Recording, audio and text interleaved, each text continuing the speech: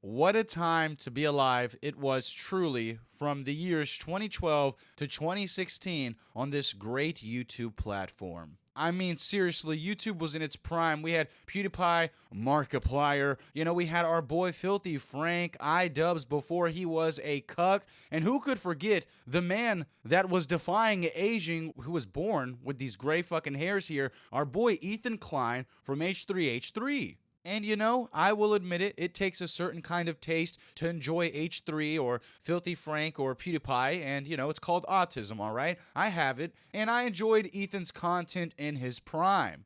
Vape Nation! But Ethan did transition from his old style of content into the podcasting genre, and I must admit, with this move, I indefinitely stopped supporting Ethan's endeavors because I really don't give a fuck about podcasting content. I could care less for it. But in a move that mirrored his contemporaries in the content creation space, Ethan started doing the podcast game. All right, I stopped watching H3, and I had seen that Ethan, I have no idea why the fuck he did this, teamed up with Trisha Paytas of all people to create a podcast called Frenemies. And for the uninitiated, Trisha Paytas' status really precedes herself. This woman right here has been caught up in so many controversies. Just look up Trisha Paytas allegations. You will find something that is some hard proving, damning evidence that this woman right here is an absolute piece of shit. My homegirl slurp it like a milkshake. All you niggas want some Nick cake.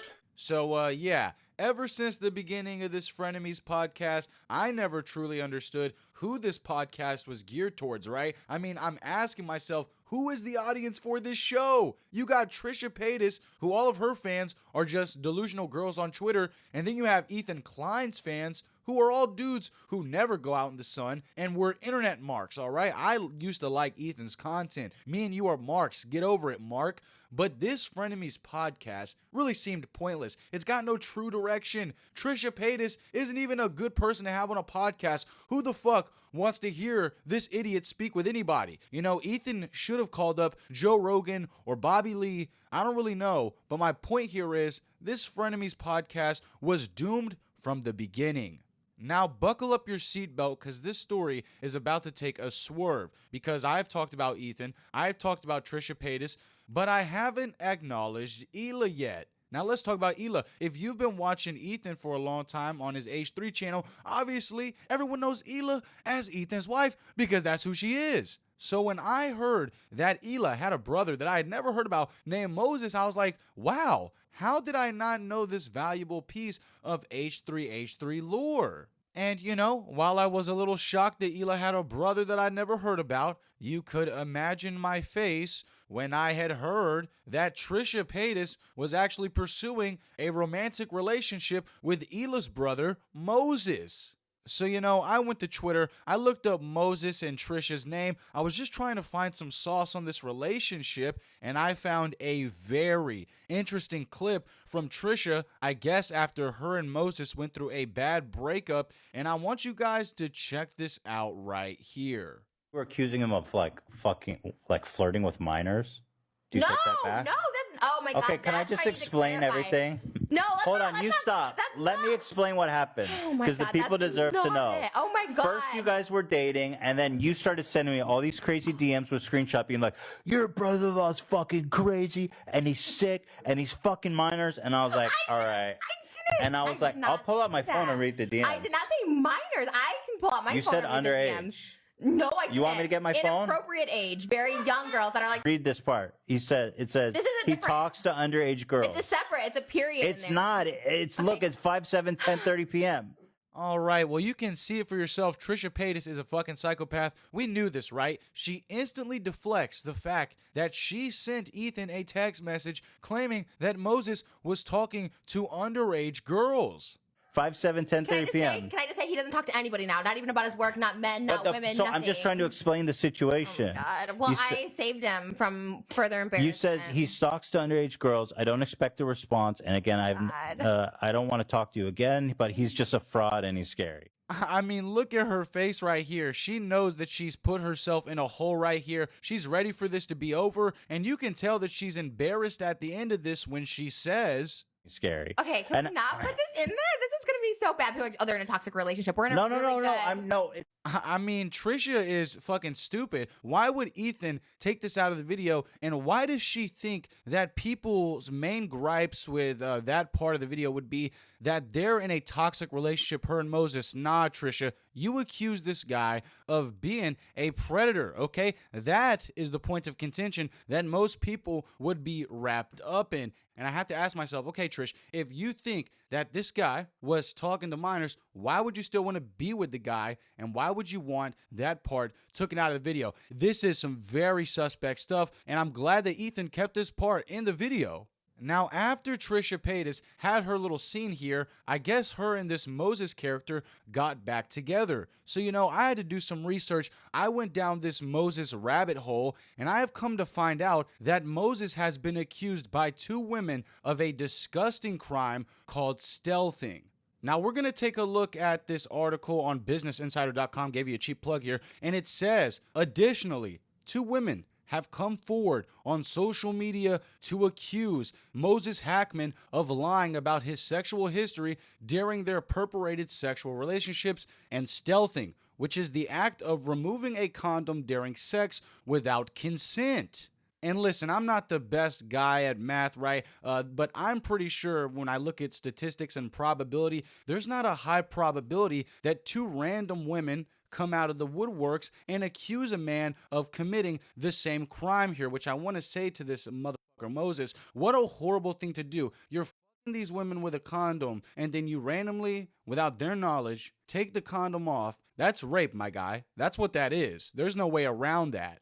And do you want to know something interesting? Well, Moses Hacmon and Trisha Paytas both live in Los Angeles, California, and as of October the 7th, 2021, removing a condom without your partner's verbal consent, stealthing, is a civil offense in California and Washington. And what that means is, well, Moses here has committed a crime. He has done something illegal. Now, we're going to take a look at this woman, Miss Mercury. This is one of the victims that is alleging that Moses stealthed her. And here she is on her story. She says, if she doesn't want to address it, I will. Stealthing is rape. Moses did rape me. And I'm going to assume that when she says she is talking about Trisha Paytas. All right, so here we have Miss Mercury again on her Instagram story. She says, just as a side comment, since we're on the subject, stealthing is illegal.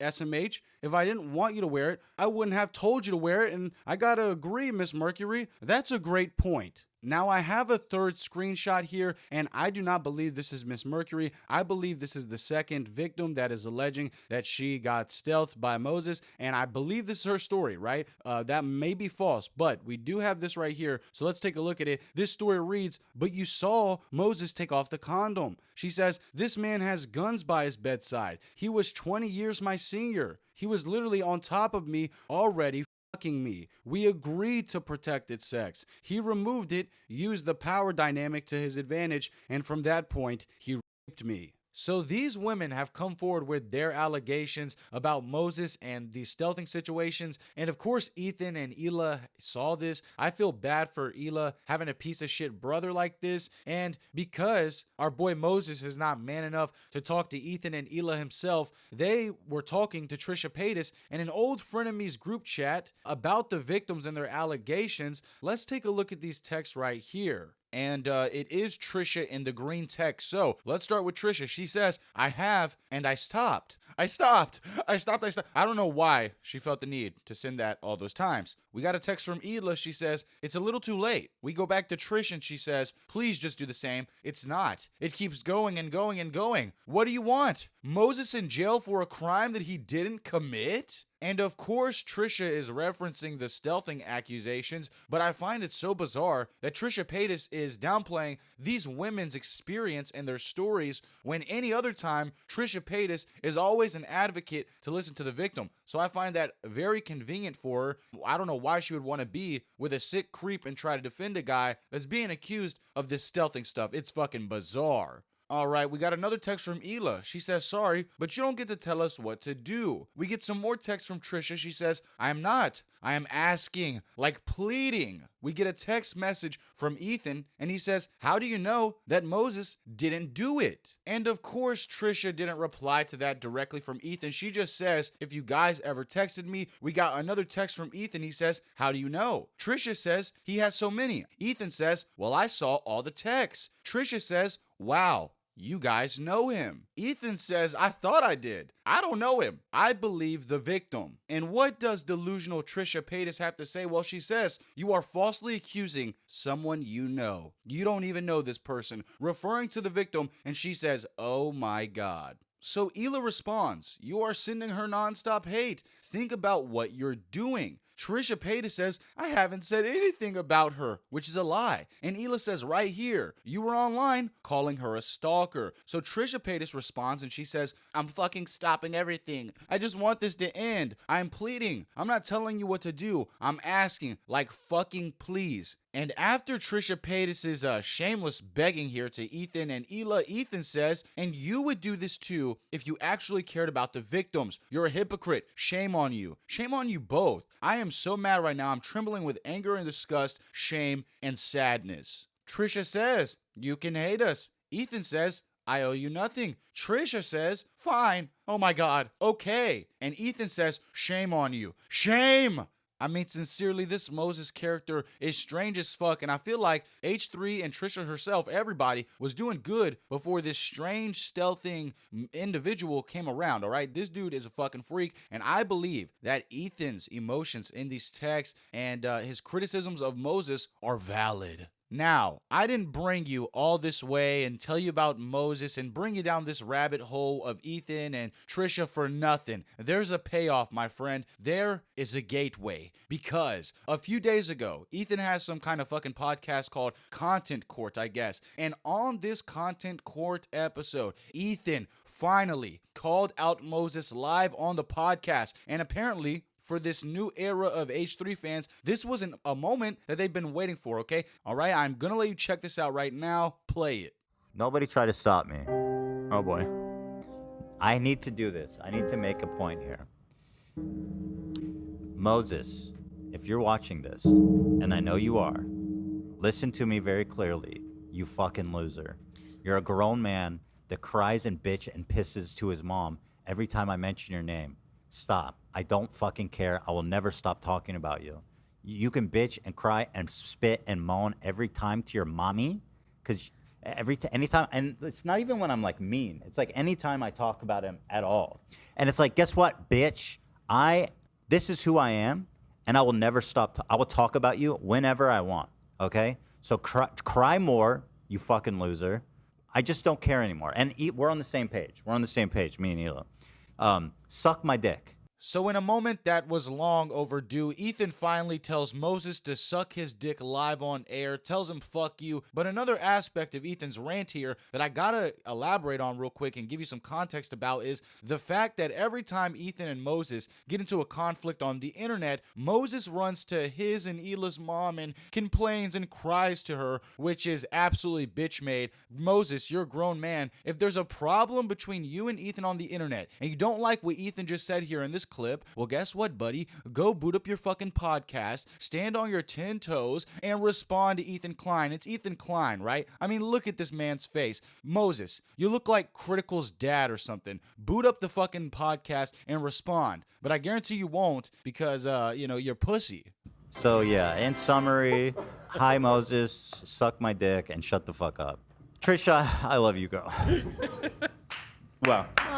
No, I'm just saying hi, girl, to Trisha. Yeah, I was clapping for that. Trisha, listen, as a friend, I miss you, and I hope that someday we can come back together. Moses, suck my dick. All right, so I have no idea what that hey girl, Trish girl thing was about from Ethan, but let me just say this. Think about this real quick. Ethan still cares for Trisha Paytas, even though she is a notorious piece of shit, which that means, right? For him to say fuck Moses and all this stuff, there had to have been something that Moses did to really make Ethan and Hila want to distance themselves from him. And obviously, it's the stealthing accusation. accusations. No one wants to be around somebody like this. Obviously, Ethan is not saying this on the podcast. He really doesn't want to bring too much attention to it, but there's a reason that they distanced themselves. And now the emotions are being heightened by the fact that Moses is complaining to him and Ela's mom, Ethan won't stop picking on me online. Like, you know what I'm saying? He's acting like a cuck. Moses, you're a beta. But Ethan finally got his moment to say fuck this guy Moses on the air, and for the most part, I do believe this is going to be the end of the Moses drama, because Trisha Paytas and Moses are not going to respond. Think about it. Trisha has already shown she wants to protect this absolute fucking fool Moses here from any kind of accountability or legal repercussions or any kind of scrutiny. We're absolutely cooked. But I will say this, if Moses does respond to Ethan and Ela and the allegations, I will be very surprised, and like Mbappe, I will be there no matter what. Now, before we end today's video, I do want to express my sympathy to both of these victims that have come forward and any kind of victim to sexual assault. If you feel like you've been sexually assaulted, call 911, get in touch with your local authorities.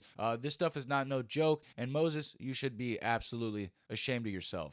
Gentlemen and ladies, what did you guys make out of today's video and this rabbit hole that we went down? Just let me know in the comments below. Make sure you subscribe to the channel. When you do, turn on the bell notifications. Make sure you like, comment, subscribe, and play my music. So yeah, in summary, hi Moses, suck my dick and shut the fuck up. What we do here is go back.